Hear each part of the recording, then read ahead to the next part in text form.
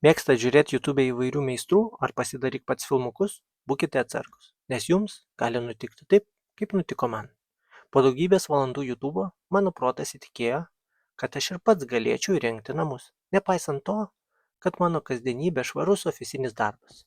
Ši idėja užkabino kaip kablys po antro alaus ir natūraliai su laiku atsirado galimybė.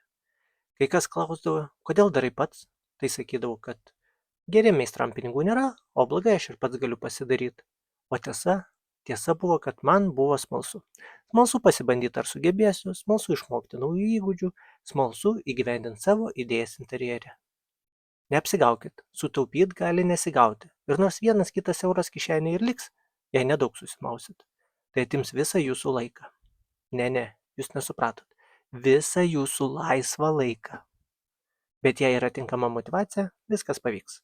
O aš nusiplaunu rankas vonios kambaryje, kurį pats įrengiau, ir keliauju prie kitų darbų, kurie dar laukia. Pats pasidariau. Kaip gerai skamba.